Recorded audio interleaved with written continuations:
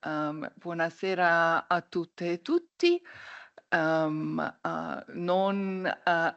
vi vedo, ma spero comunque che possiamo parlare un po' tra noi e non fare solo una lezione in cui io parlo sempre, ma mi piacerebbe tanto anche fare un po' di una conversazione. Io parlerò buonasera. Io parlerò, in inglese, ma parlo molto lentamente e, chiaro, e vi prego di, dirmelo se non, capite che cosa ho de Ops, che cosa ho detto. Ovviamente se voi, volete avete delle domande, dei commenti, se volete rispondere alle mie domande, potete sempre parlare in italiano, se volete e spero che funziona bene così. Oggi, vorrei parlare, sul tema dei, sarcofagi, romani.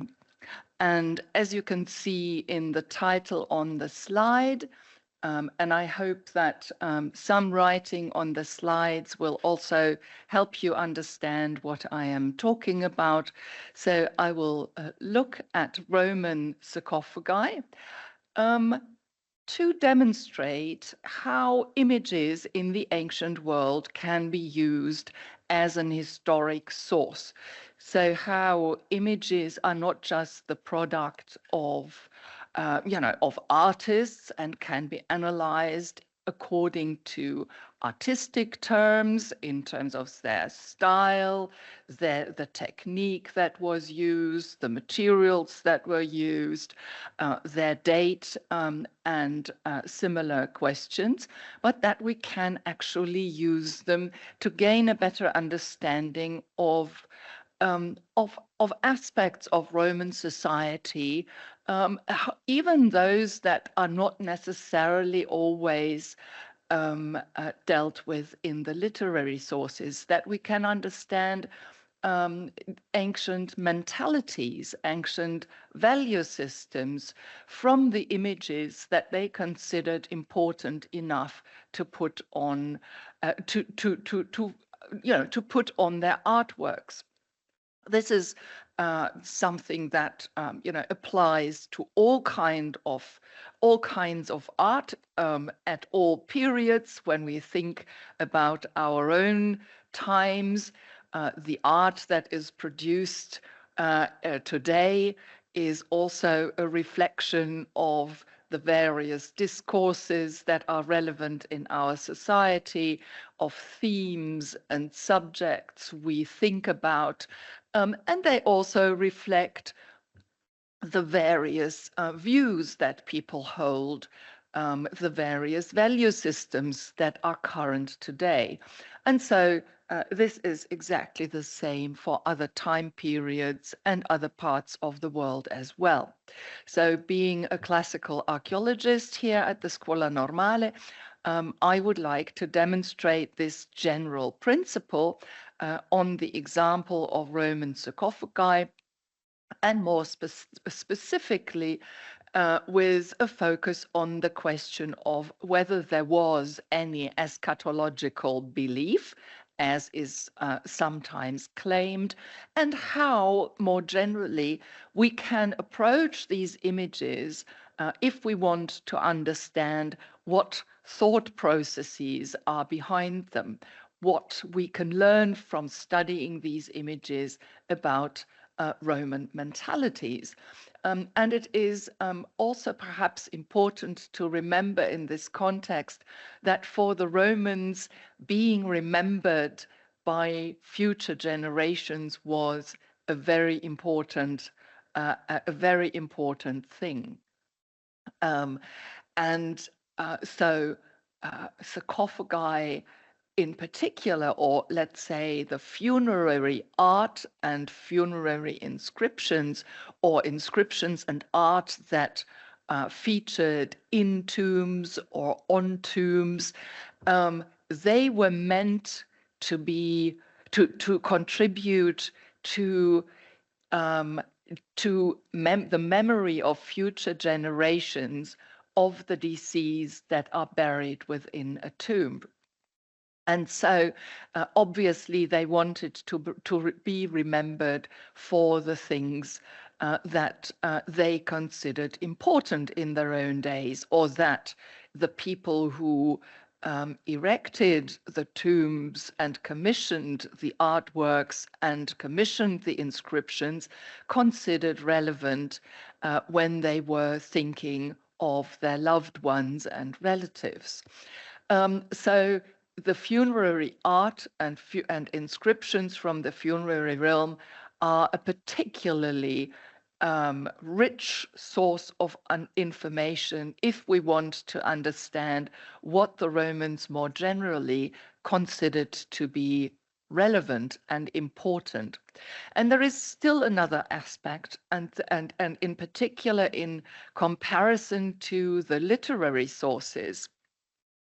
And that is that most of our literary sources were written by, or at least for, the social elite.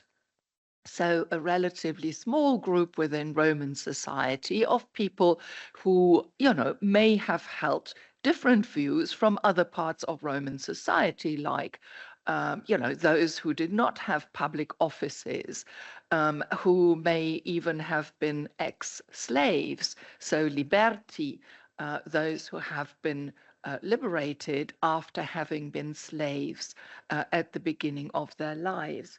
So these are sectors of Roman society that are underrepresented in our literary sources.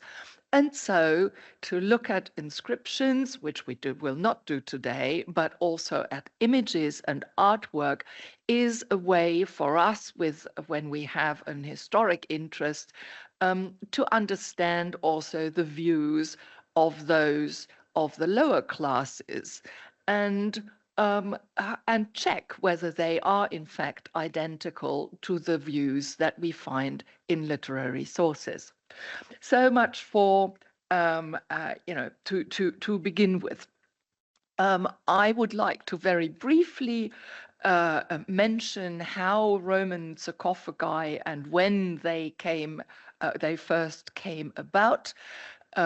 You may already know that from the 1st century BC onwards, in Rome, cremation was the main way of burial, of disposing of dead bodies.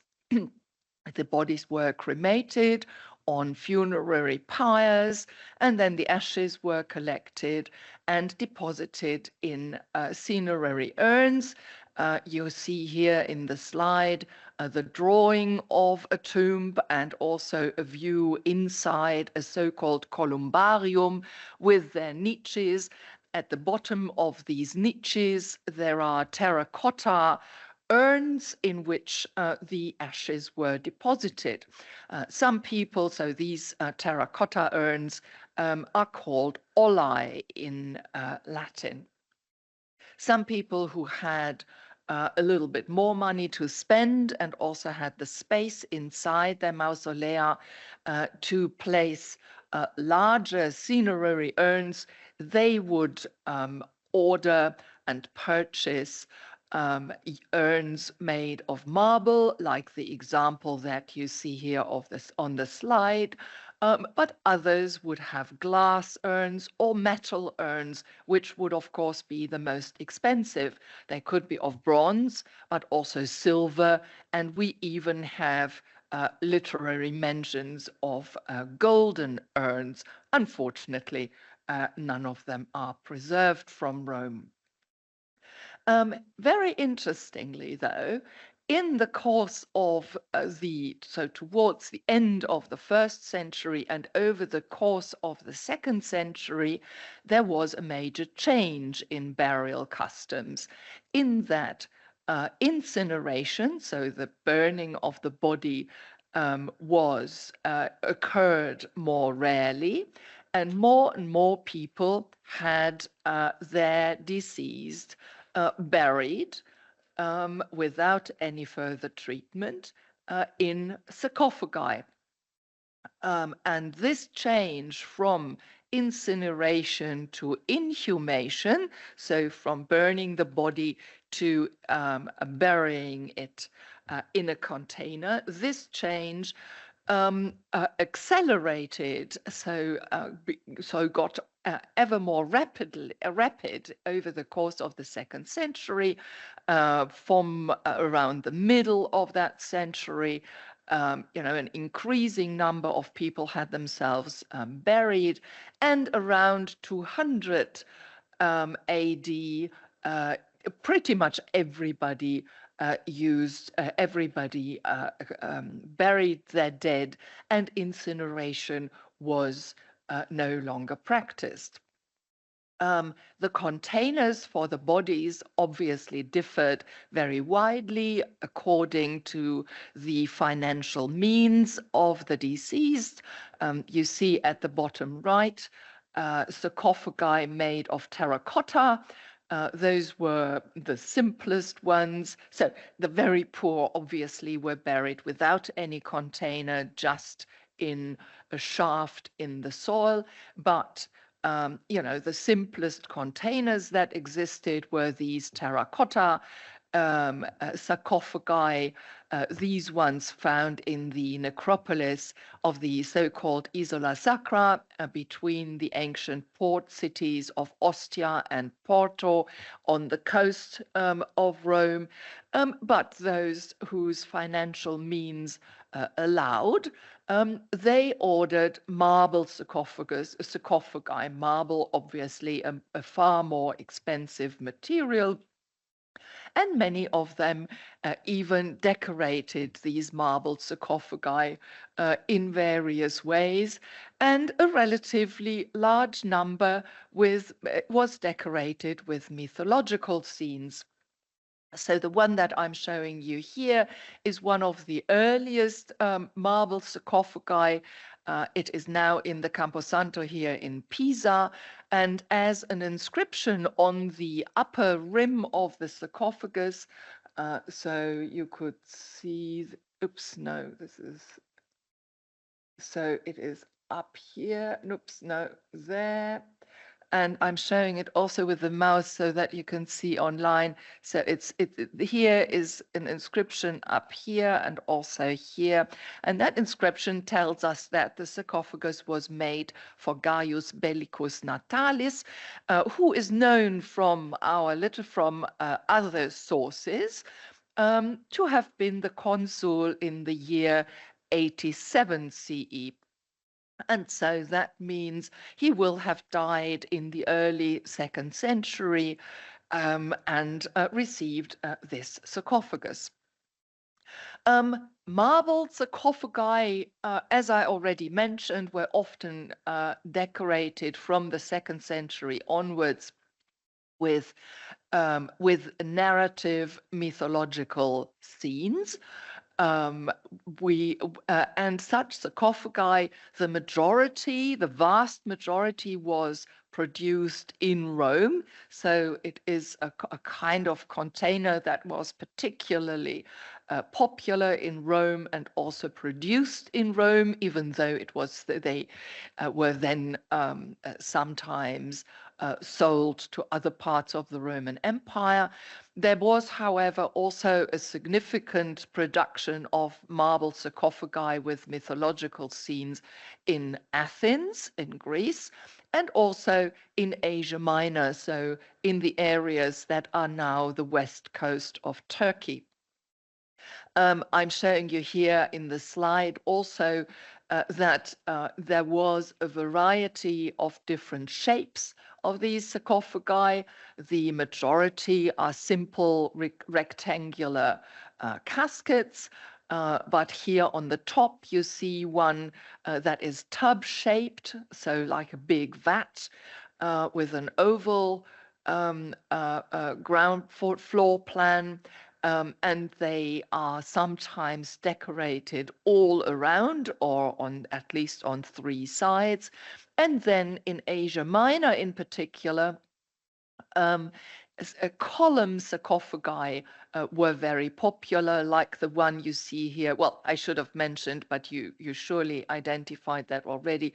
It's a Dionysiac sarcophagi at the top with Dionysus riding on a panther and surrounded by the seasons, the personifications of the seasons, the 4 seasons, and other entourage, an image that expresses the joyful life with plenty of food and wine provided, over which this god presides. And at the bottom right, there is this column sarcophagi where you see Heracles performing his various labors depicted in the space between the columns. And his further labors are depicted on the other sides of this sarcophagus.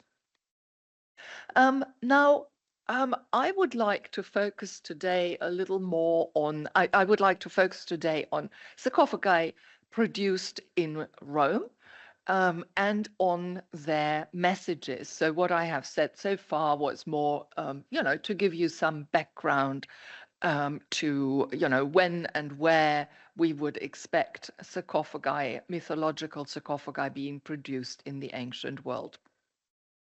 Now, I would like to start with Persephone sarcophagi. You see 2 of them here in in the slide.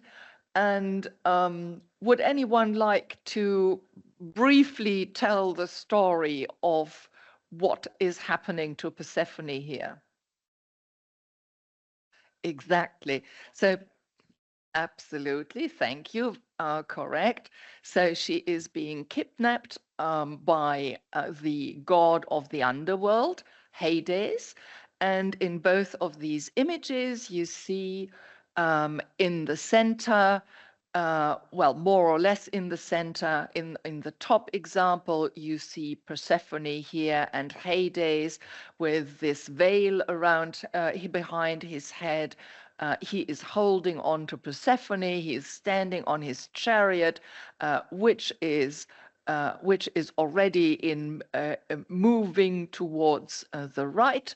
And towards the very right, you can see a figure with an interesting object, which is a kerykeion, and he is wearing a funny hat with 2 wings, and that is the god Hermes. And he is here depicted as Hermes, who is leading people to the underworld. So Hermes psychopompos. In the image at the bottom, the direction of travel is in the other, goes the other way towards the left. Here, Hades and Persephone are right in the center of the image and leaving towards the left.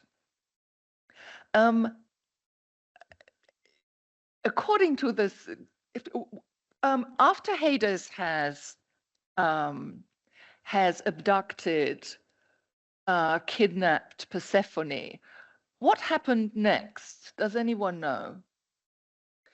So she went with Hades to the underworld to become his bride, but Persephone had a mother, and that is Demeter. And Demeter was absolutely horrified by this abduction of her daughter, and she searched for her everywhere, because first she didn't know where she had gone, and she was totally devastated, couldn't find her. Eventually, asked the other gods and asked asked Zeus. And no, she asked for her daughter to be returned, but when this was not happening, she stopped all the crops growing. So there was no food available anymore because she is the divinity of agriculture and responsible for growing all sorts of foods. And so she stopped the earth from producing food.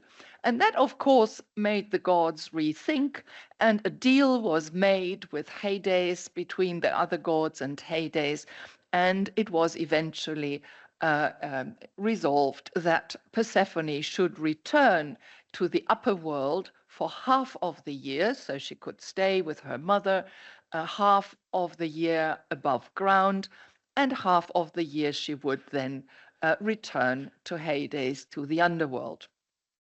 Now, it is probably understandable from from knowing this whole story of hers that people thought that the reason why the story was put on Roman sarcophagi was precisely this element of the story, that she would not remain in Hades forever, but that she would return to the upper world. But there is a huge number of problems with this interpretation. And these problems emerge both from studying the images in greater detail and from what we can see in texts, and especially considering how we should read our texts. Is there anything in the image that makes you think that perhaps this isn't all that hopeful a vision that is depicted on these caskets? I should perhaps say that there are 90 examples still existing that depict the myth of Persephone, of Persephone's abduction. So this is the largest number of a single myth of all sarcophagi preserved. What is it? Can you think of elements in the image that do not really fit very well this hopeful interpretation that this story was chosen by the Romans for their sarcophagi because of her return to the upper world? So as a kind of vision of an afterlife, let's say. Is there anything that doesn't really fit very well? Nobody? So if you look at Persephone herself, to start with that, and I can go ahead and sort of give you the result. When you look at let's quickly stay with this one. Why does it not reverse on? There we go. So if you look at Persephone and Hades in the images, what is very obvious is that Persephone doesn't go willingly. So she is screaming and shouting and struggling and tries to prevent her abduction. And so it is a scene of great drama that has absolutely nothing about it that would be hopeful. Another element that that contributes to the drama of the scene is the figure of Demeter, who we see on her chariot that is drawn by her snakes in the top sarcophagus on the left, and on the bottom sarcophagus on the right, where we see her in desperation searching for her daughter. So she is another figure that would suggest that this is really a very negative event which we are seeing here. When we look at all the 90 preserved sarcophagi with Persephone's myth, we can also see that there is not a single one that would show her return to the upper world. Now, if we assume that the Romans chose this myth to express their hope for an afterlife, it would have been natural and very easy to do to include a scene that also shows her return to the world of the living. But of all these 90 examples, there is not a single one including a scene of her return to the upper world. And so what we can see from this is that the language of the images do not at all support this interpretation that has been offered by some scholars. And I would argue that we need to take the images seriously. Just imagine you want to commission an image for whatever purpose. If you ask an artist to create an image, you would like the message that you want to send through this image to be as clear and visible as possible. So you ask the artist to include the elements that you consider important for the message. And the same we must assume for the Romans as well. It would have been the easiest to include such an image of the return, but they didn't. And so we can probably conclude that we must take this fact seriously, and that as art historians and historians, we should use images like we use texts. We should use them and understand the iconography, the very way in which the image narrates, depicts the story. This is the language of the images. It is equivalent to the style in a written text, the choice of words in a written text. So when we analyze a text, we also don't just look at, the sort of facts of what is being said, but we also look at how it is being expressed and what words are being chosen. And the iconography of images is the language of images, and we should take it seriously accordingly. Now, when we look at texts, we also we should look at texts as well. And there are essentially two types of texts that could be relevant in our context, that could further inform our interpretation of images. So I'm not arguing we should forget about texts altogether, but we should use them as support in our interpretation. And there are essentially two types of texts. There are literary texts, and then there are inscriptions. And but what is important, and what we have seen already with my argument up until now, is that we must not use just any literary text, because then we have also those who talk about the later story of Persephone's return to the upper world. But we should use texts from similar contexts, texts that talk about death and funerals and sad events like those, or specific types of texts like consolations. We have some letters preserved of consolation on the occasion of the death of some person, or and there are, they come in various forms. The consolations can come in the form of poems, but also of letters. So we should focus on those texts in our search for interpretations, and not just on any text from the ancient world. And the same applies obviously to inscriptions, where we should focus on epitaphs. So on inscriptions that are produced to commemorate the deceased.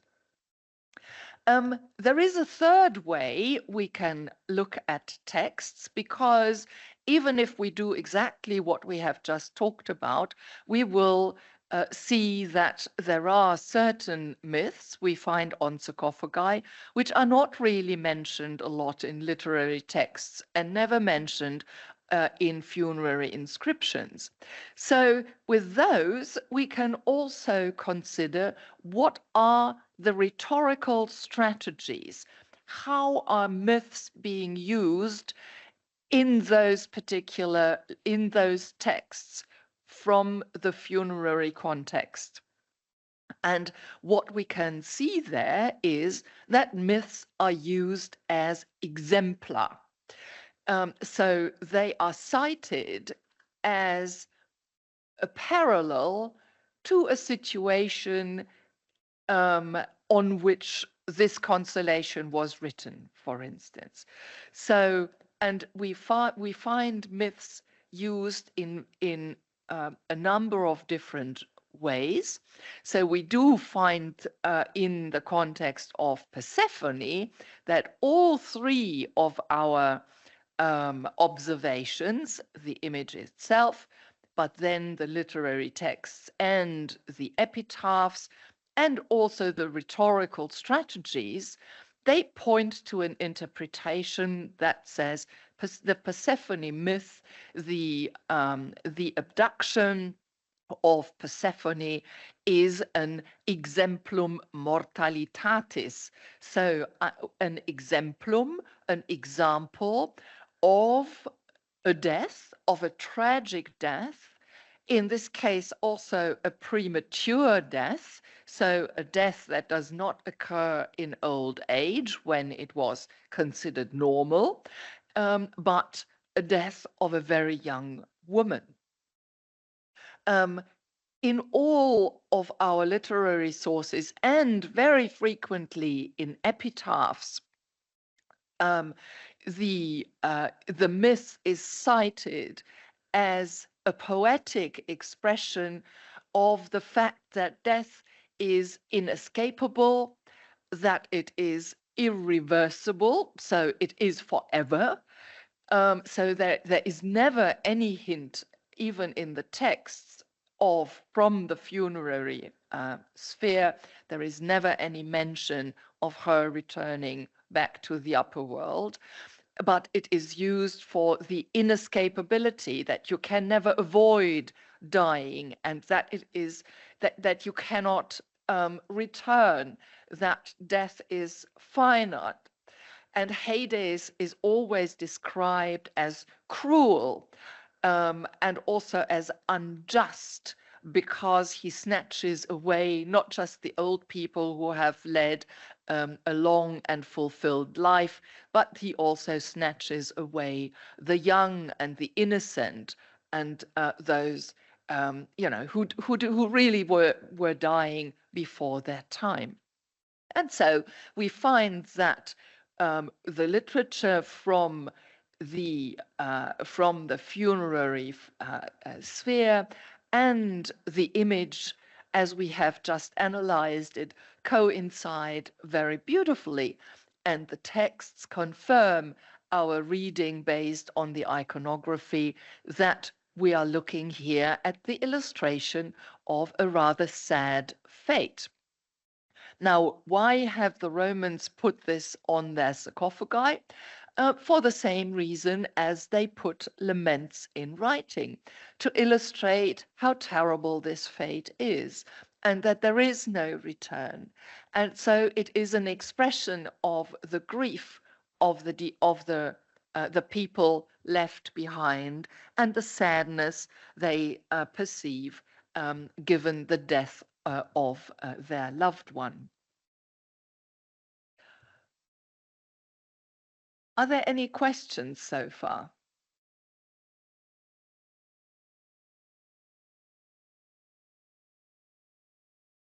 Okay, so let's look at another myth on that is depicted very frequently on sarcophagi, and that is the myth of Endymion. So Endymion was a very beautiful young man who was out there in the mountains and the countryside as a shepherd. And he was seen by the goddess Eos. By the goddess Selene, the goddess of the moon, and she fell in love with this mortal boy. And she was so in love that she asked Zeus to make Endymion sleep forever and never age.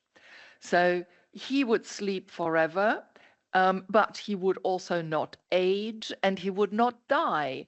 So he would exist in this precise shape and form as she loved him to be. Forever. And she, of course, is an immortal goddess and was interested in preserving him as long as possible. Now, again, some scholars have suggested that this might be an expression, a kind of metaphor, a mythical metaphor of the idea that also the person buried in the sarcophagus would be living forever in some kind of form. But this is also a slightly problematic interpretation, not least because sleeping forever, because Endymion does not have a proper life. He continues as a living being according to the myth, but this is not life. He is asleep and he doesn't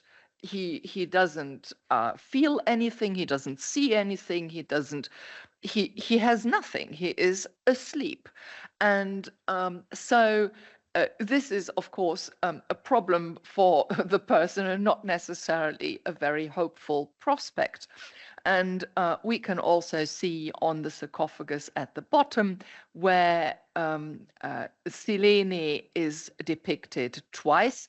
On the right-hand side, she is approaching the beautiful Endymion, who is sleeping there. But on the left-hand side, she is departing again.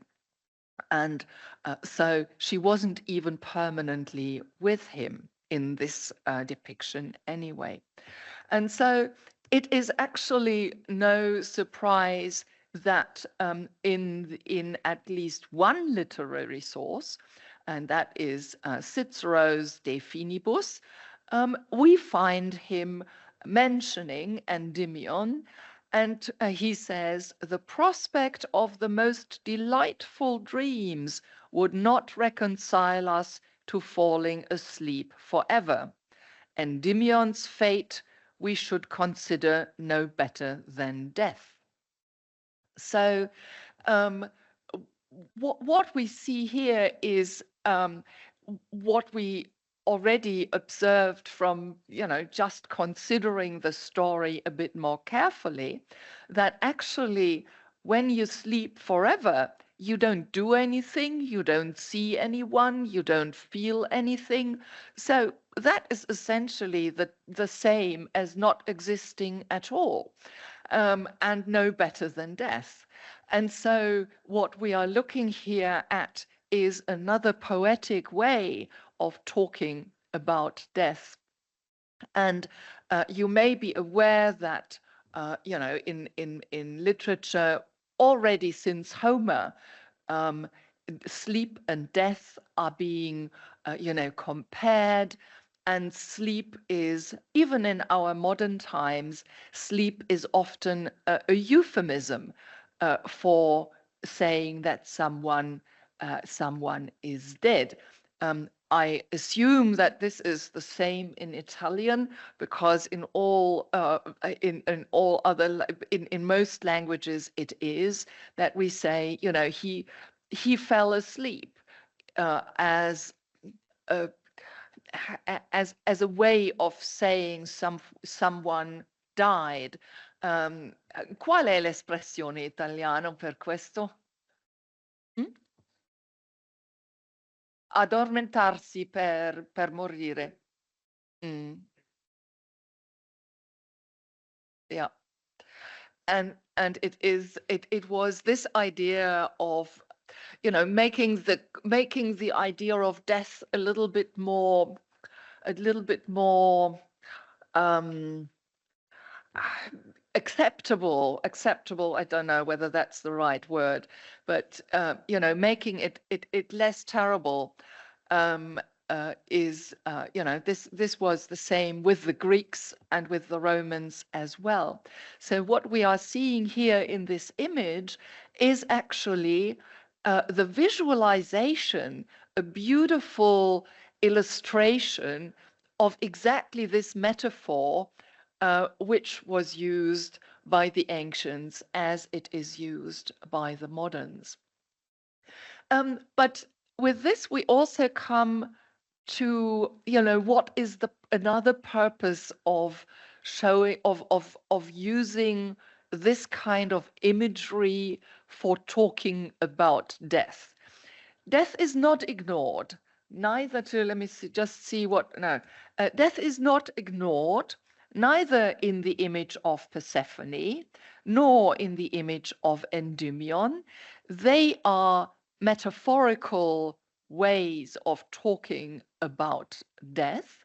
They are essentially examples of death in the mythical world, but they make the idea through their poetic and beautiful rendering, they make the idea of death, of the departing of a loved one, make it a little bit more accessible, a bit less sad and dramatic.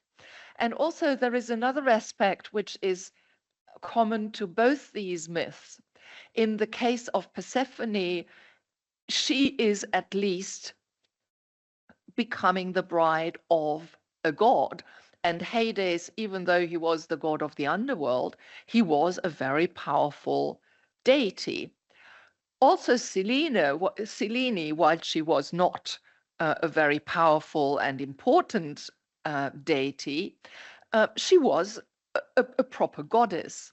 And so the idea that you know, the gods are watching over these deceased is also something that would have been a consolation, that there is some divine interest in the deceased, even though it doesn't lead to a return to life or some life in another world. There is another aspect which has little to do with eschatological ideas, but which is also interesting when we consider how we should approach sarcophagi. And that is that obviously in these myths, Persephone and Endymion stand in, are the exemplum compared to the deceased, for whom the sarcophagus was created. But we should not consider this in too narrow terms. So the people buried in Endymion sarcophagi are not all young men, and people buried in Persephone sarcophagi are not all young women. And I'm showing you just 3 examples here that demonstrate that both myths could be used as exemplar for both sexes. One is, and also for all age groups. For Endymion, we can see this in this beautiful sarcophagus on the top, where we have a tabula in the center of the lid. So that's a rare example where the lid has also been preserved, where we see in the center a tabula with an inscription. You can't read that on the slide, but this inscription tells us that the sarcophagus was made to commemorate 50-year-old Claudia Arria. And we see a portrait of her to the right of the inscription. We can see her there with her fashion hairstyle of the time around, let's say, around 200 AD 200. So this is a portrait of Claudia Arria. She was 50 years old. But it was still considered that the example of the Endymion was suitable. So we should not necessarily expect that there is a very, very close comparison, but the comparison could be on a more general level. The same is true for the rape of Persephone. We do not have inscribed. Yes, we did have one inscribed sarcophagus that was made for a girl, but we do have very, very few inscriptions on Persephone's sarcophagi.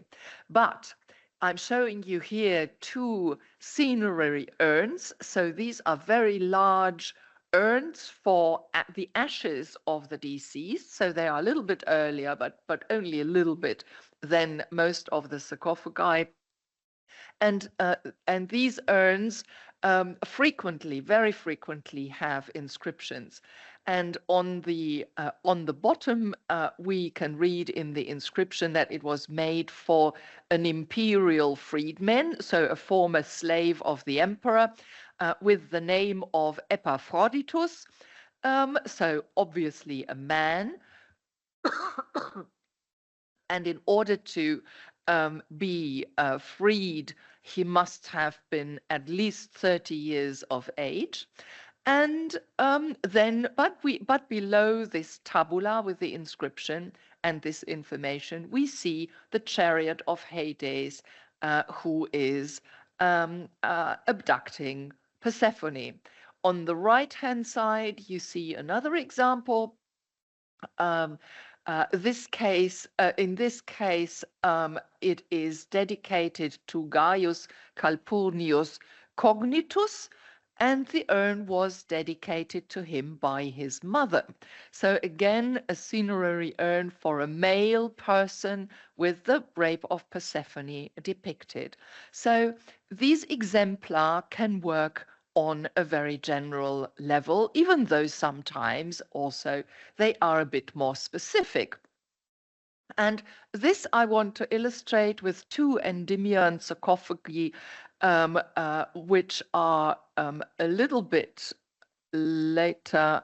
The top one, the label is wrong. This is the old label for the Persephone sarcophagi. That should be removed. This is an Endymion. They are both Endymion sarcophagi.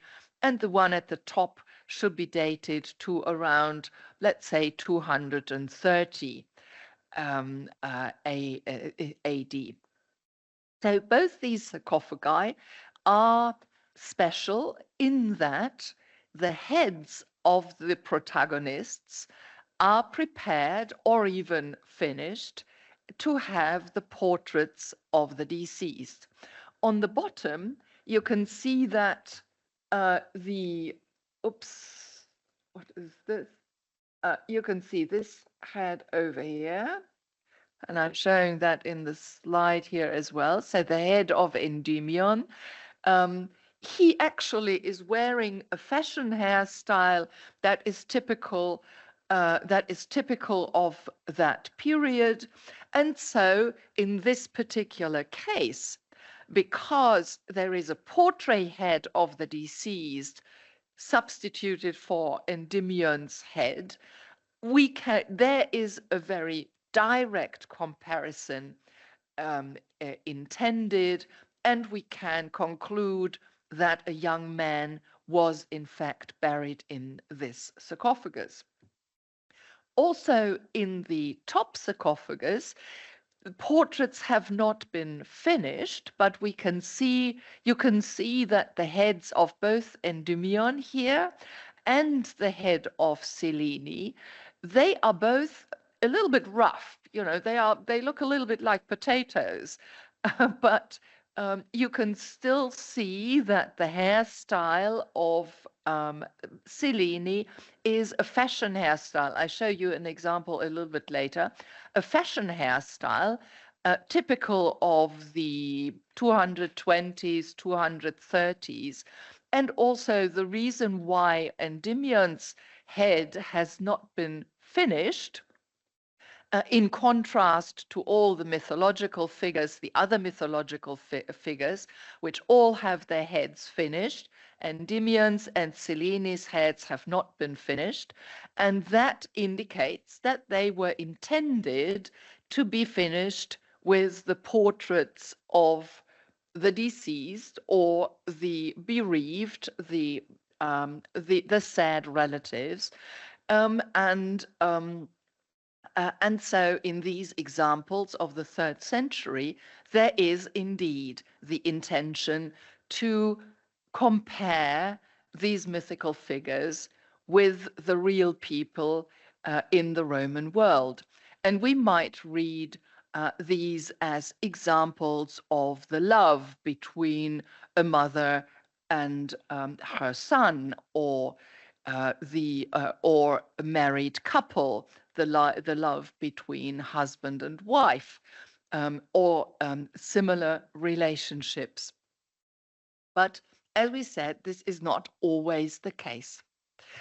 I would like to move on to another type of exemplum, and show you how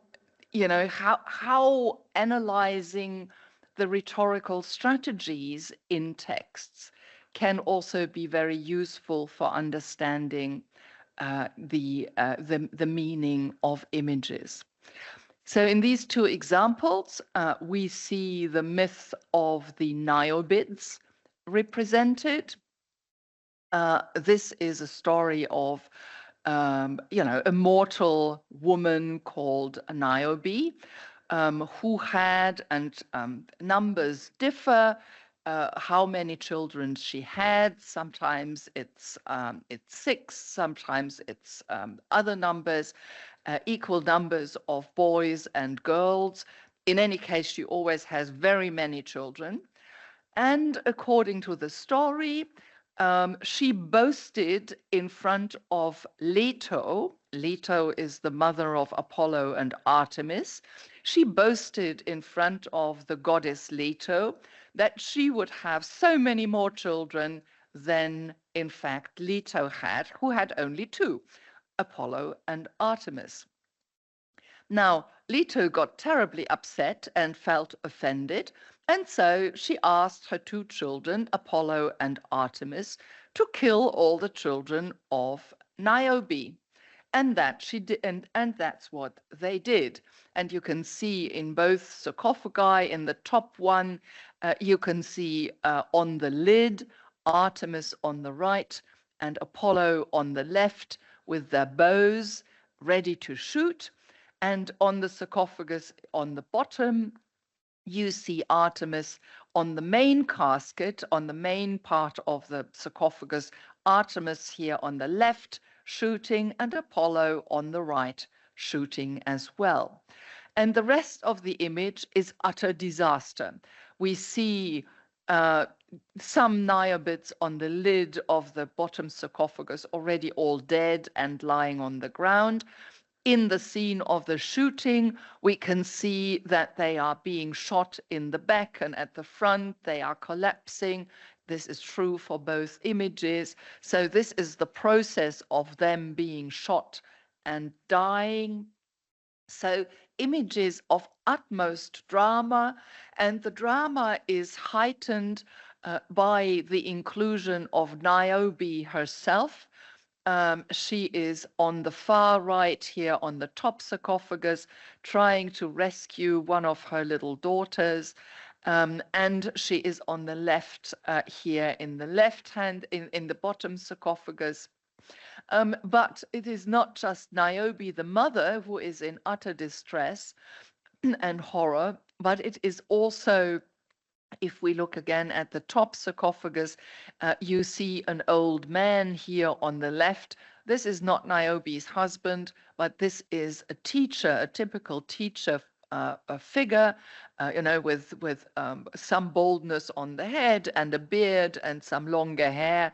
So a kind of educated figure, an iconography of a kind of educated person.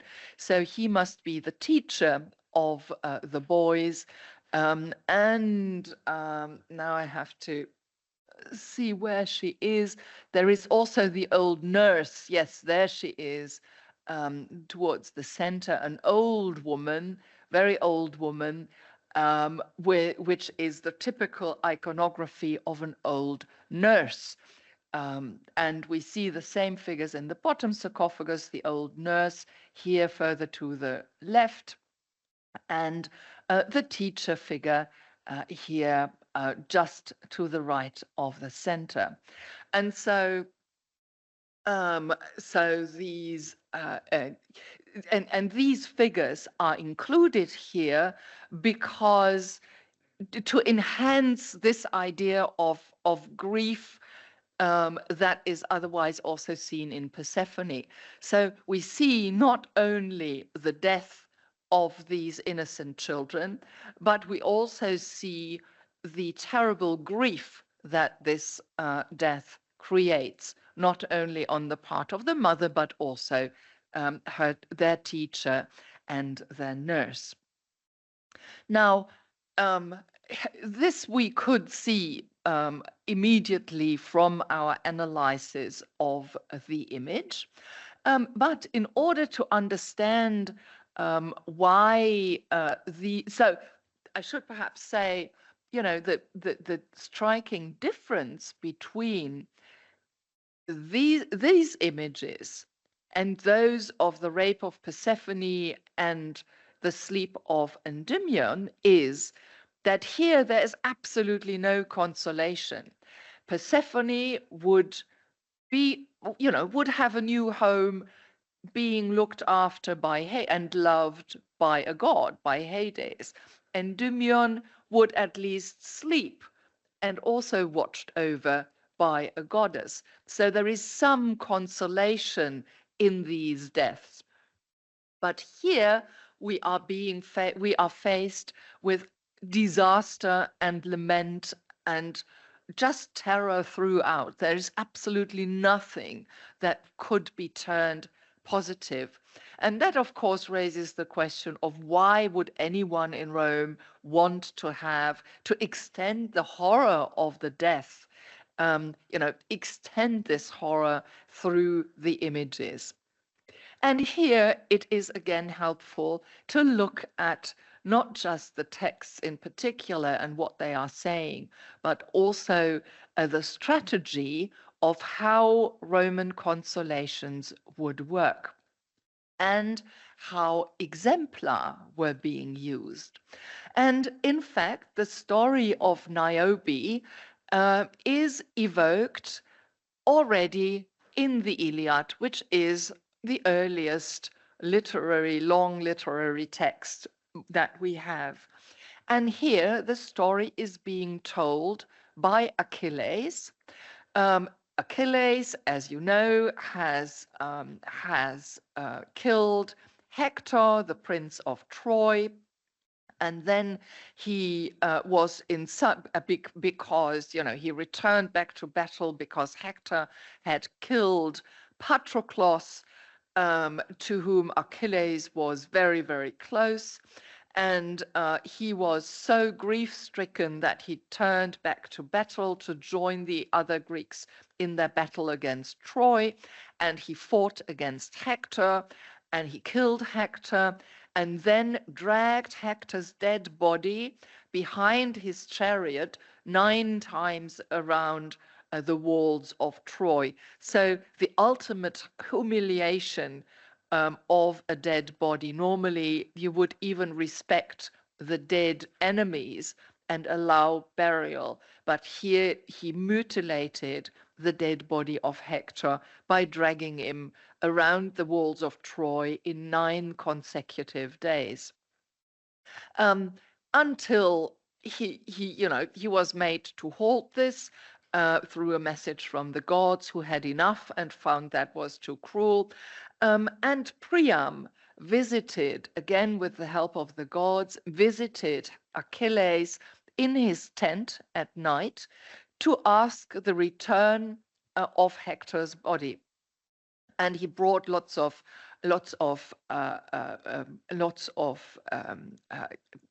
costly, lots of treasures as bounty as a reward for returning Hector's body. And Achilles actually agrees and is quite friendly to Priam and asks him to stay and share a meal with him. A quite extraordinary invitation if you think about it. And I have put here in the slide part of the Iliad in translation, where Achilles says, "Sir, your son is now laid upon his bier and is ransomed according to desire. You shall look upon him when you take him away at daybreak. For the present, let us prepare our supper. Even lovely," now comes the exemplum, "even lovely Niobe had to think about eating.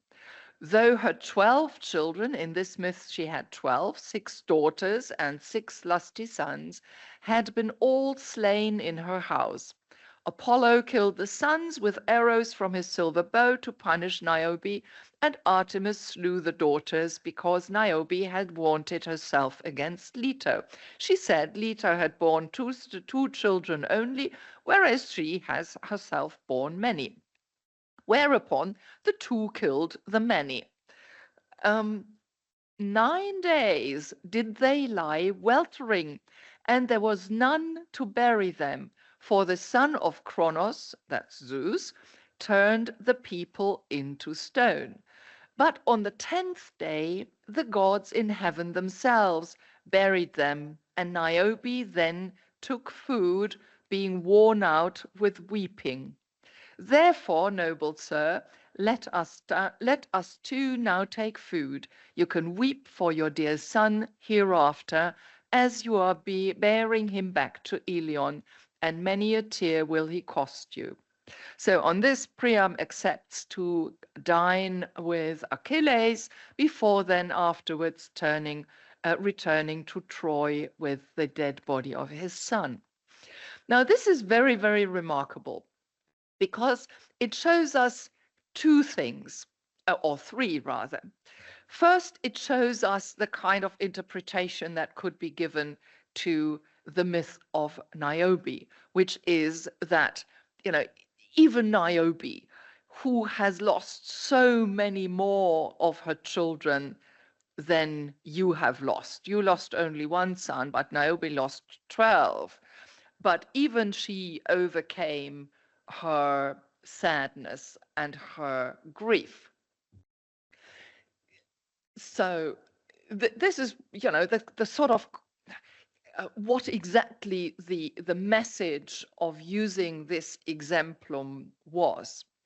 But we can also see another thing, and that is the strategy of how myths were used in such contexts, and that is to give an extreme example and a particularly noble example, because an example that is set in the heroic age, to give a noble and extreme example that is similar to the situation in which this example is being used.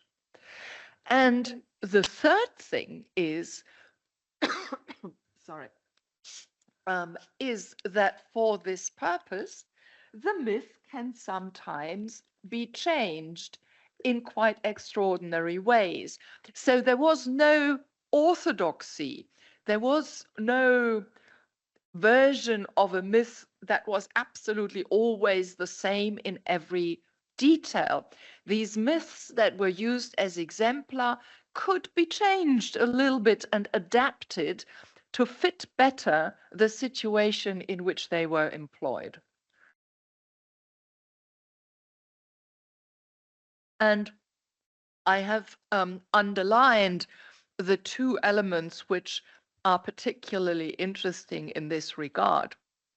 So the idea that the children of Niobe lay there unburied for 9 days does never occur anywhere else in any other text that we have.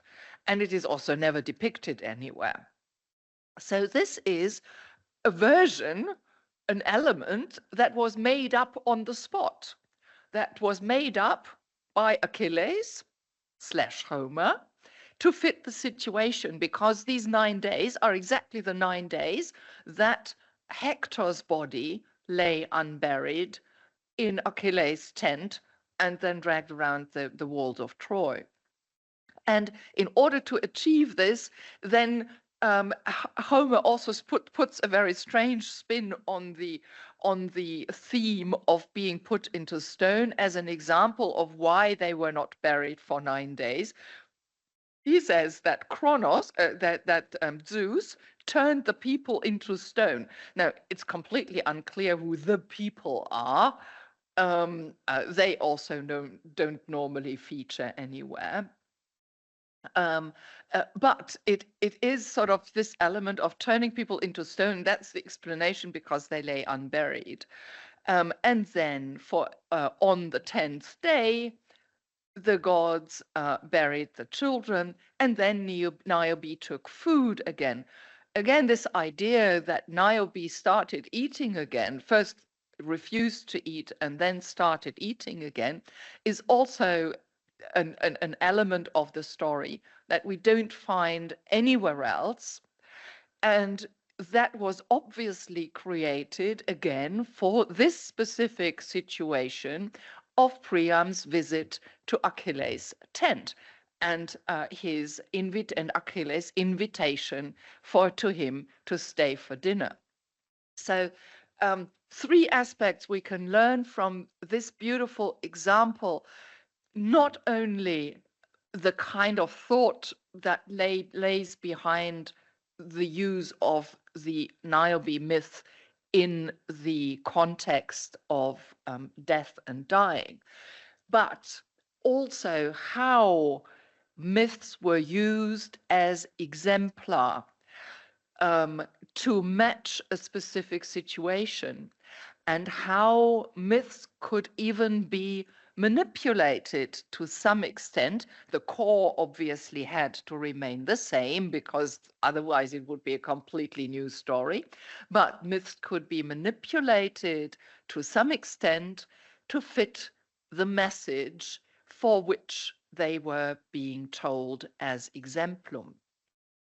Now, if we apply this to the sarcophagi we had looked at before, we can see that obviously here the myth of Persephone, of Niobe's, the killing of Niobe's children, is first and foremost sorry, I should say that, there are lots of other texts from the Roman period, including where Niobe is being cited as an example of a particularly strong grief, and to explain, to provide a parallel for the situation in which the bereaved found themselves. So one could call this an exemplum meroris, an example of grief. But the image itself is, of course, also an exemplum mortalitatis, an example of death and dying. And and if we look at how these are being used in the rhetoric of the Greek and often in the Roman period, we see these exemplar being used in two different ways. The exemplum meroris, the example of grief, is being evoked to give poetic expression and show that it is natural that one grieves and that death is terrible and one is allowed to shed tears and to grieve over the death of a loved one. But also that this grief can and must be overcome at some stage. It is also sometimes and this overcoming the grief is also sometimes connected with a rhetoric that says, look, you only lost one person. Niobe lost 12 or however many they were in the particular version of the story. She lost so many. Now, you are actually in a better situation than Niobe was, because you lost only one child and there may be, a few others still alive. So considering that you are not in as disastrous a situation as Niobe, please do overcome your grief after some time.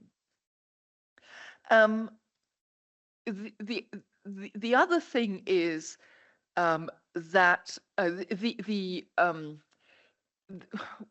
the idea that death is something that comes undeservedly, that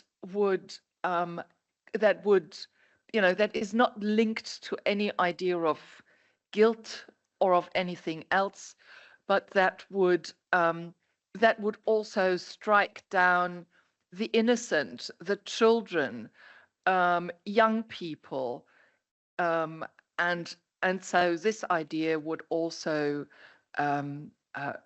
feature prominently in consolations, and Niobe therefore features relatively frequently.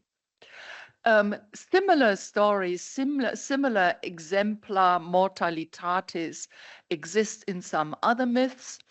So here we have a sarcophagus that shows the Iliopausis, so the destruction of Troy by the Greeks. And all these images are also about people being killed and slaughtered. And what is interesting here is that the Greeks, those are the guys with the shields and helmets, they are not killing other soldiers, Trojan soldiers, but they are killing very old men, and they are killing women and killing children. In this whole scenery, it is difficult to identify any specific figures we know from myth. Probably we have on the far right Neoptolemus and Priam. So Neoptolemus, the son of Achilles, who killed the king of Troy, Priam, on an altar in a sanctuary. And we see a little altar here. So these are probably Priam and Achilles.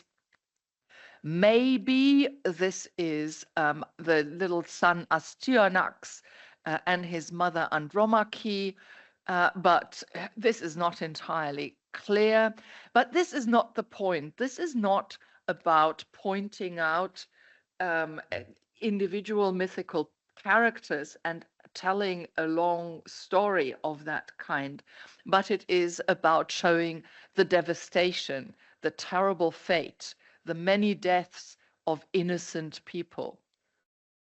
And so this is another example where we do not see very obvious consolation, but an exemplum mortalitatis, where the rhetoric, which we also see not with reference to the Iliopausis, but in a sort of as a rhetorical strategy in consolations, which goes like, there have been worse cases of loss and death than yours, and so you are actually lucky by comparison. Um, so by analyzing the images in their iconographic details, and also by, sorry, there are people. Cosa posso aiutarvi con so by analyzing the rhetorical strategies and how Roman consolations worked, we can arrive at the interpretation of images like this one here, even when no source, no Roman text actually uses it in a consolation and tells us exactly how we should read this image. Any questions so far?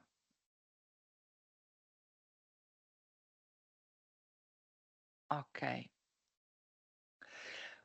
Now, I would then like to turn to a third set of examples, the exemplum virtutis, so exemplar of virtue and bravery. These are actually in the minority in Roman sarcophagi, but they do exist. And the rhetoric is there. Again, something that we find in funerary speeches, for instance, but also in consolations. And it is about praising the deceased and about assuring that the deceased lives on in the memory of society and in the memory of his family. We don't have the time to talk about this more broadly, but actually when we look at the literature, at Latin and Greek literature more broadly, there is almost no hint that the Romans actually believed in any kind of afterlife, except living the immortality as of the soul. So that we find relatively frequently that the soul of the deceased would live on forever, but these souls would always live on as anonymous beings. They no longer have a personality. They no longer have a life where things happen. They would no longer have relationships. So it is a kind of, continuation of life as such, but not as life, as any kind of lifestyle that we would like to continue. That didn't exist in the Roman and Greek belief system, outside some mystery religions, I should add. So the one survival that people hoped for was survival in the memory of society, or at least, when you are that would what the elite would hope for, and something that Cicero, for example, achieved, because we are still reading Cicero and are remembering him. So he would be very pleased with what he achieved. So they wanted to live on in memory of society when they were important people who had a public life, or else they would at least like to survive in the memory of their own family.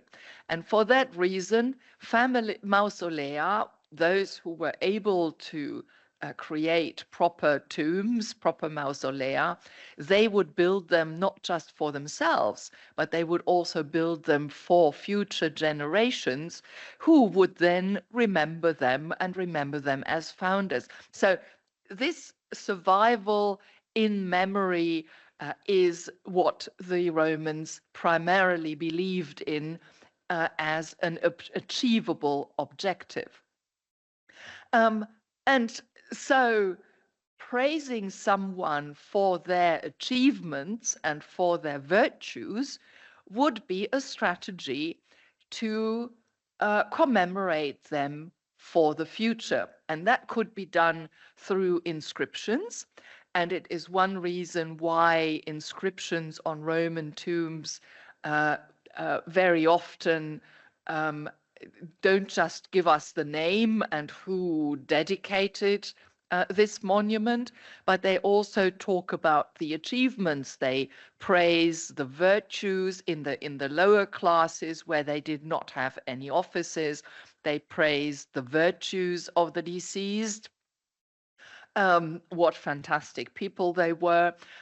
In the upper classes, they would also include in the inscription the so-called cursus honorum, so the list of offices that people had, and so that would also serve and be a guideline and justify why people should remember the deceased.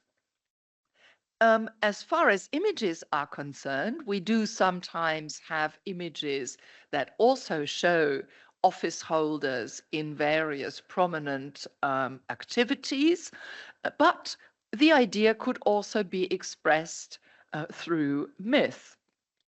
And myths would here have the advantage that they are very unspecific. They would express that there is a character of superior bravery and virtue, but they would not link this to any specific activity or to any specific office.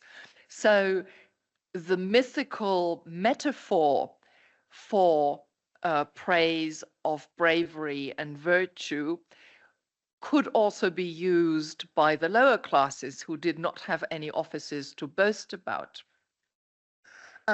One such example of an exemplum virtutis is the Heracles sarcophagi, of which you see here, two examples. And we see Heracles sometimes depicted at different stages of his age, like in these examples from left to right, the young Heracles growing older until he is the grown-up older Heracles with long beard.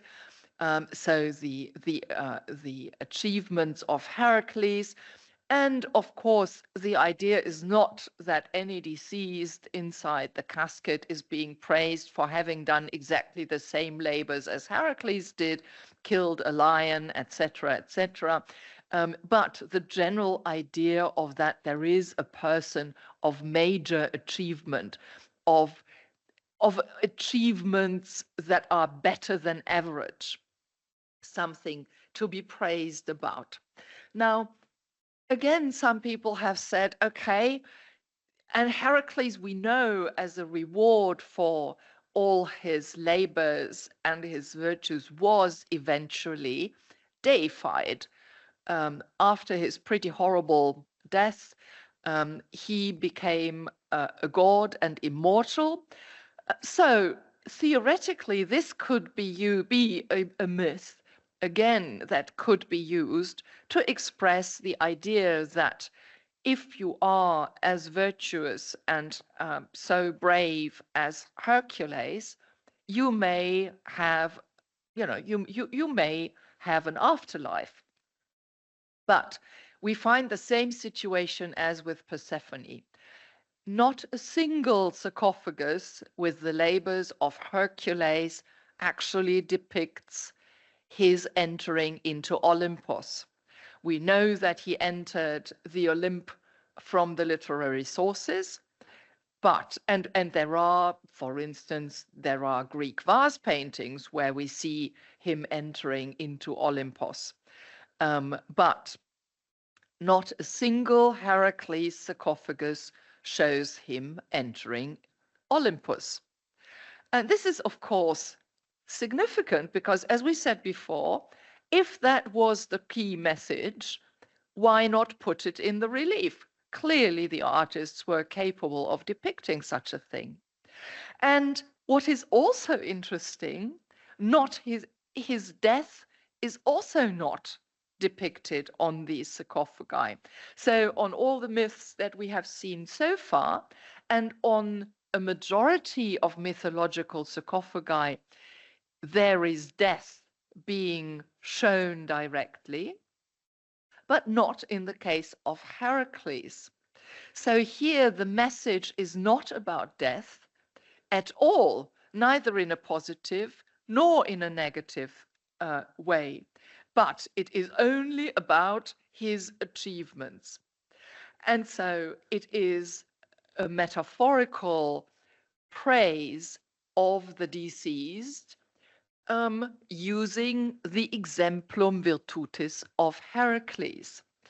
And in this particular case, we are again lucky to have a passage in Cicero where he cites, in Cicero and also in other authors, I should say, where Heracles is being cited as an example of how one can obtain immortality in the memory of society, or can obtain the survival of the soul. So this focus on the memory of society, that this is what Heracles achieved by, having done all these wonderful things, is what we find in the literature. And again, this gives us an idea of the kind of rhetoric that is being employed in the funerary sphere, and where we see other examples of other exemplar virtutis depicted on sarcophagi, other sarcophagi where only achievements are being depicted but not any deaths. We can assume that the same type of rhetoric is being employed and illustrated in these cases.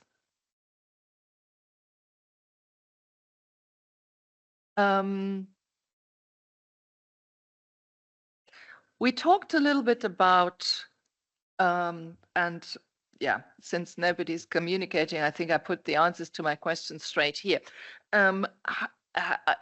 We talked a little bit about the fact that, myths are not necessarily related precisely to the deceased in the casket.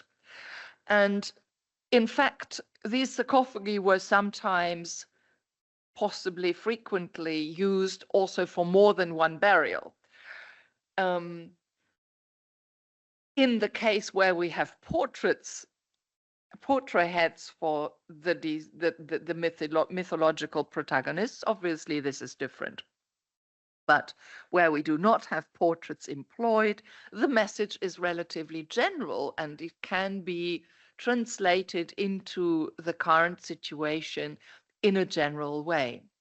And a good example is also, and this helps us also to better understand this extraordinary sarcophagus, which is in the museum at Ostia and comes from the necropolis or south of Ostia.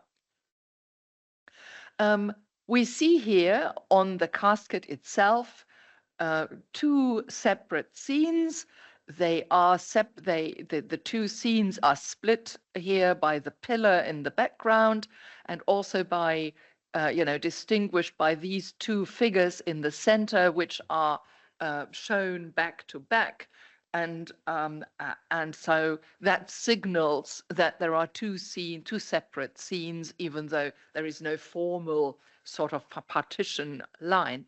On the right-hand side, we see an elder, a mature man lying on a bier, on a kind of bed, and everybody around them are being shown in mourning. A younger man is sitting at the foot of the bed, and he is also in mourning, as we can see from his head being bent down.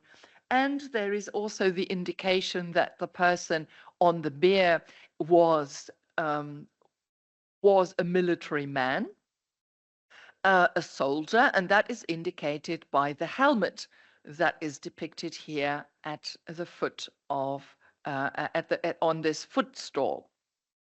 This has been interpreted as Achilles mourning Patroclus.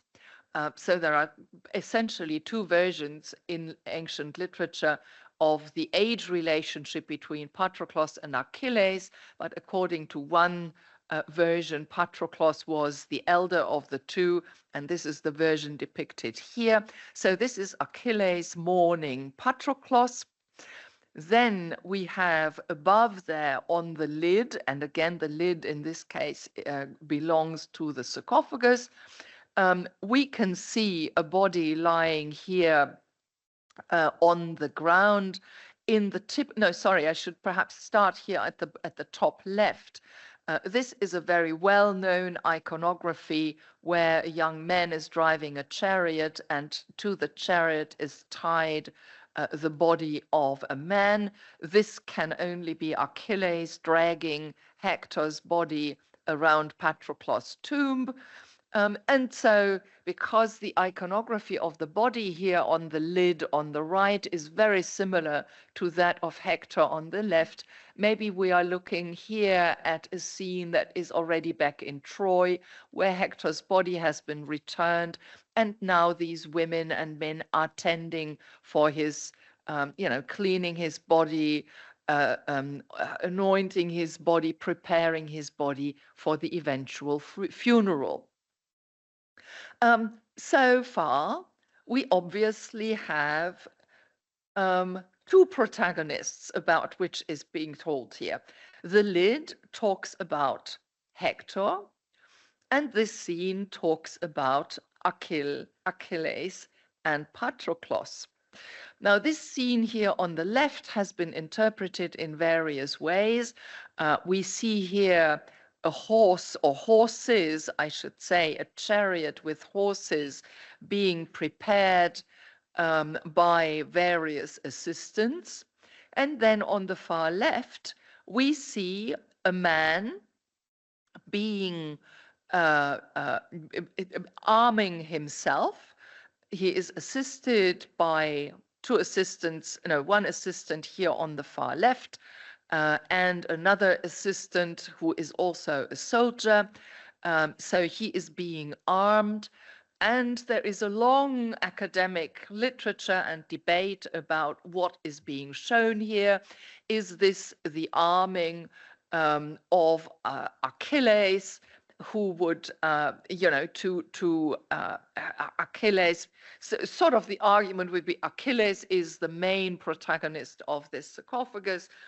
This is him leaving the camp of the Greeks to go to Troy, kill Hector, and then drag him around the walls. So this would be a chronological reading from right to left. So Achilles mourning Patroclus, arming, dragging Hector's body, and then Hector's body being tended.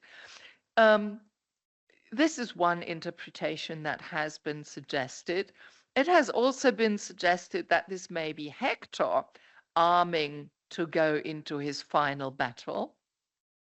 But I believe that, again, it pays off if we look at the iconography in greater detail.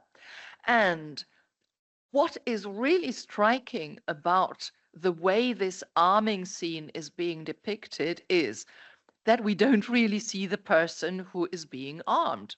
We don't see a face. We don't see whether that's a young man or an old man. We don't see the head at all. We see that it's a soldier who is being armed, but not who he is. And those of you who know your Iliad may recall that the only scene where someone is being armed or arms himself in a clandestine way, so without wanting to be seen, is when Patroclus decides to return to battle without telling Achilles. So Patroclus took the weapons of Achilles from his tent without telling Achilles. He armed himself secretly, in secrecy. He armed himself secretly, returned to battle, and that's then how he got killed, because Hector thought he was in fact Achilles. Now, I believe that this is exactly the scene that is intended here. And the reason why we don't see the face of the person being armed, it is the visualization of the fact that Patroclus went into battle with armor in such a way that he could not be identified. And so the sarcophagus would evoke a number of images with different protagonists. We have Patroclus as a protagonist who is brave, but who will also die.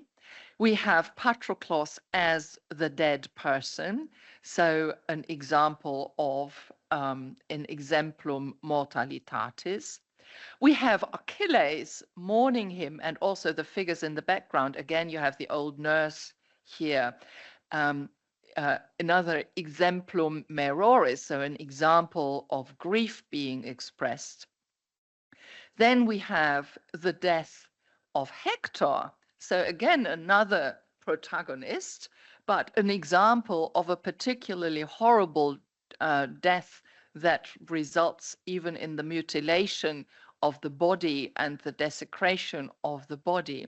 And then finally, a little image of some hope that people are tending for the body of the deceased. So those people who have sought to always identify a narrative with a chronological sequence, or who have always looked for the a protagonist, the main figure of the stories, have clearly got it wrong, because they didn't consider sufficiently the rhetoric of images on our sarcophagi. Now we have a little more time, so we can skip that. And I just wanted to put here also another piece of text from, in this case, from Propertius, who is telling us how also, you know, this rhetoric of dying, in particularly dying, heroes dying, how that rhetoric would work. So before we had lots of young and innocent people dying. Here we have heroes dying, Patroclus and Hector. And we have other mythological sarcophagi that work in exactly the same way, by showing us heroes dying. So these heroes are an exemplum virtutis, in that they, you know, by way of being heroes, they are examples of great bravery and virtue, but also examples of death. And the kind of rhetoric, how that goes, we can see in this passage of Propertius on the occasion of Marcellus' death. So Marcellus was Augustus' nephew, married to his daughter, and he was at some stage planned to be Augustus' successor. And on this death, Propertius has written this consolation, in which he says, what availed him, so him is Marcellus, so what availed him his lineage, so belonging to the family of Augustus, his worth, the best of mothers? What availed him his union with the house of Caesar? So Caesar is here meant in the sense of the emperor. Or the rippling awning of the theatre? But how so thronged? And all that his mother's influence had produced. So, he is evoking all the advantages that he had, his family, and what the family connections the lifestyle, the family connections allowed him to have. And then as a parallel, we have reference to some mythical figures. Beauty saved not Nero's, nor his might Achilles, nor Croesus, his wealth produced by Pactolus' stream. So examples of mythological figures who in one way or another were outstanding, were outdoing everybody else. The beauty in the case of Nero's, the power, bravery, virtus in the case of Achilles, and Croesus obviously is still known today as the wealthiest man who ever lived. They didn't know. Well, let's forget about modern parallels. So even people who had the greatest start in life, the greatest advantages in life, even they, in the end, they had to die. Again, this is, we know, we do not have sarcophagi with the story of Croesus. We also don't have sarcophagi with the story of Nero's. We do not have sarcophagi where we actually see Achilles dying. But we can learn from this passage the way the rhetoric works when we see the mightiest heroes of Greek mythology dying or being dead. This is the kind of rhetoric that the images want to express. So they all exemplify the fate of death after a heroic life and the grief over the deaths. All humans have to die, even the greatest achievers. And again, a text that we sometimes find even on epitaphs, on inscriptions on graves, is "no one is immortal." That's a phrase we see very frequently. Okay, I skipped this example because our time is already moving on, and I think I go for a final example to show you how, I talked before about when we thought about the passage in the Iliad where Homer / Achilles is manipulating the myth of Niobe.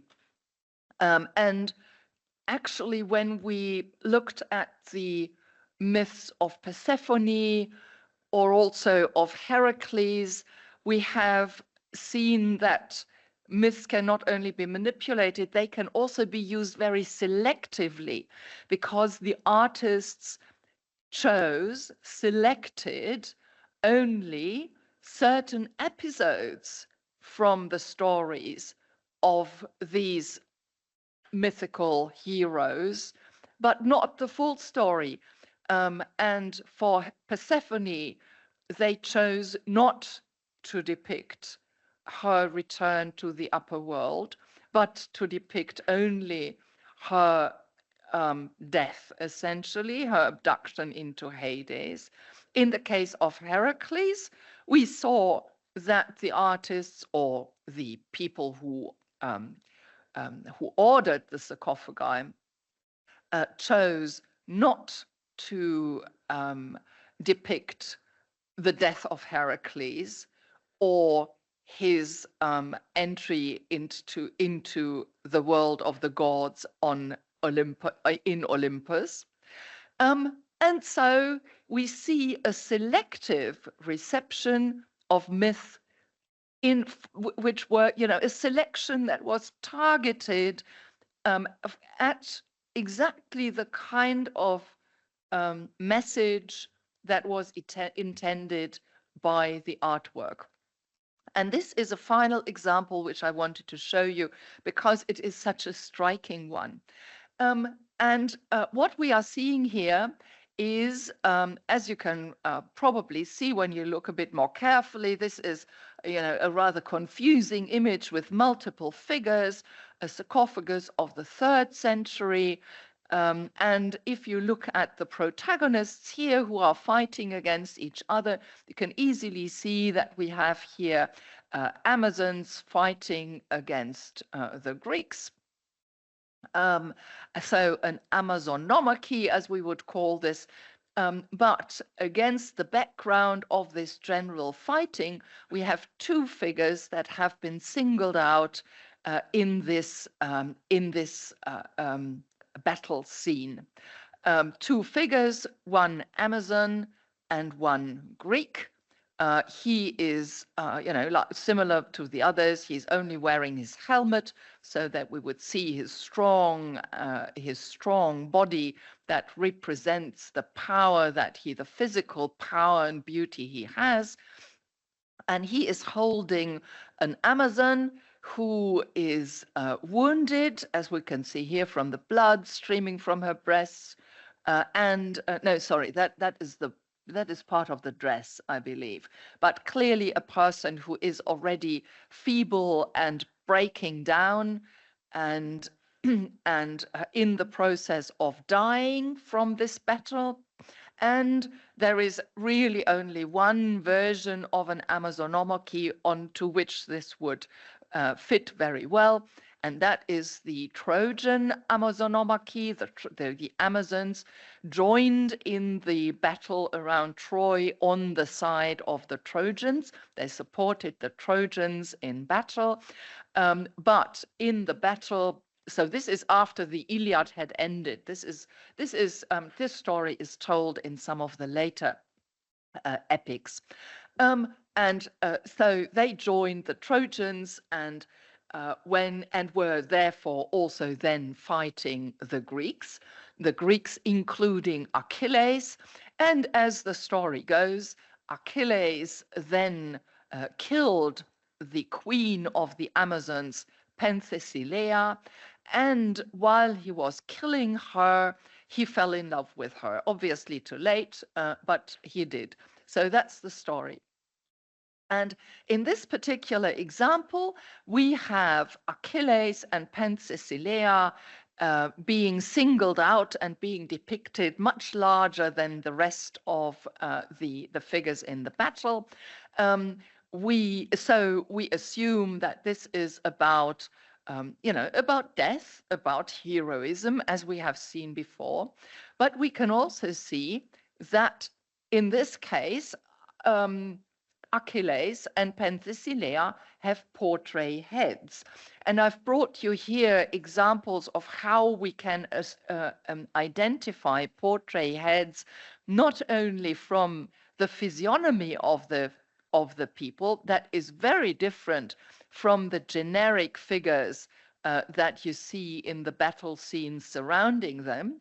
So not just, Roman portraits are not just recognizable from individual faces and physiognomies, but also from fashion hairstyles. Sometimes this is the best way of identifying portraits, from seeing that they have fashion hairstyles and not the generic hairstyles that all the other figures have. Achilles, you see a close-up also here in the black and white photo. He has the physiognomy and hairstyle that is characteristic of emperors of the 230s, let's say, like Maximinus Thrax. And Penthesilea has the hairstyle that was also worn by the Empress Julia Mamaea.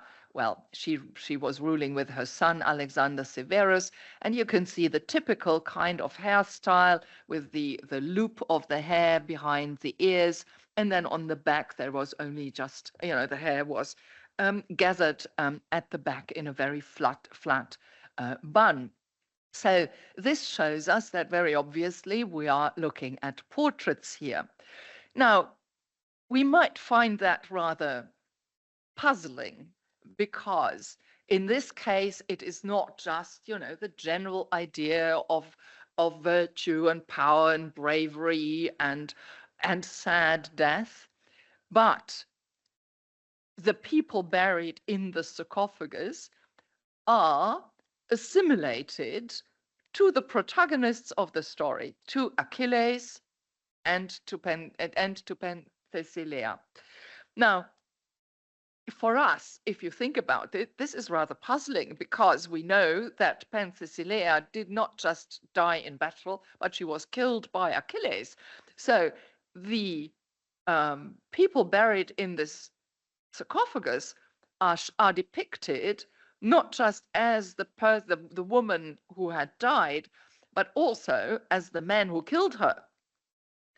There are actually quite a few such sarcophagi with portraits for Penthesilea and Achilles. And it is pretty unlikely that these sarcophagi were all created for husbands who have killed their wives. Not just would this surely not be something to be proud of, but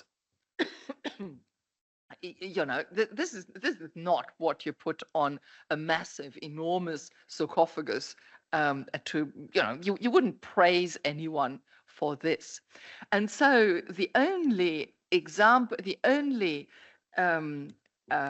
I skip this, the only reason or the only reading of this imagery can only be that it is completely blocked out in here that it was Achilles who had killed Penthesilea.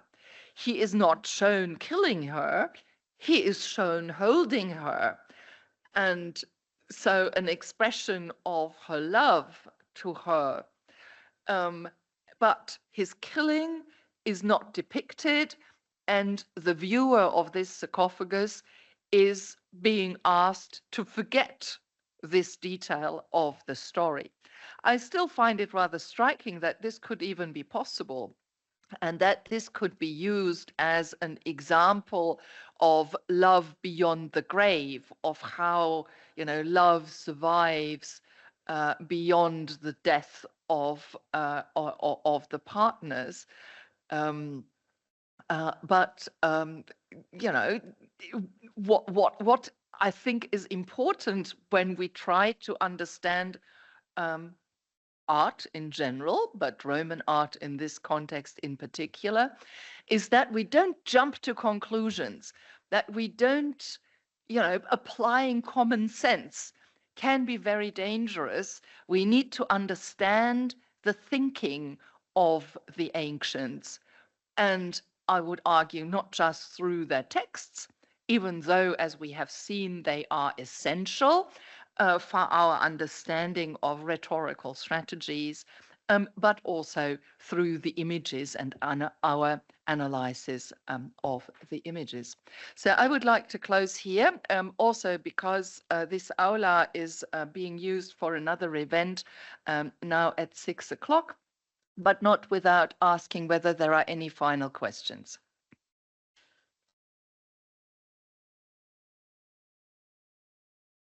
Okay. If this is not the case, thanks for listening.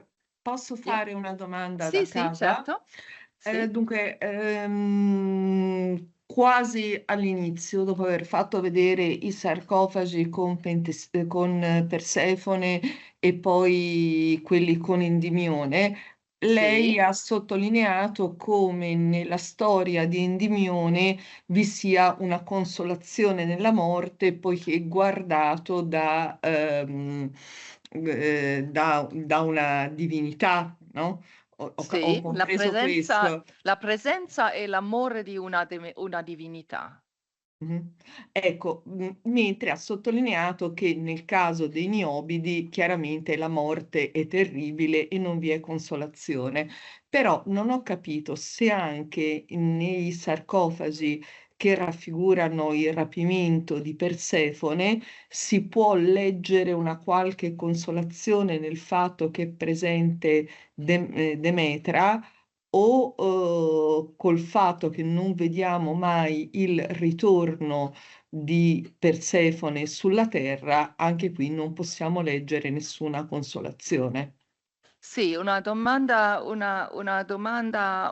domanda. Credo che la figura di Demetra è una figura in cui la famiglia del defunto o della defunta si può vedere un esempio, una figura che sorry, I'm missing some of the vocabulary in Italian. Ok. A figure a mourning figure. She is Uh-huh. mourning the loss of her daughter. So I believe that she is the person with whom the bereaved, the family and friends of the person buried in the sarcophagus could identify. She is the mourning figure. The consolation in the Persephone sarcophagi, I believe, is not as strong as in the Endymion sarcophagi, but it might be seen in the fact that Persephone's fate, while she is in Hades, in the underworld, she is still loved by a god. Grazie. Quindi non è da sola, arriva in una situazione dove c'è ancora l'amore di una molto, molto potente divinità.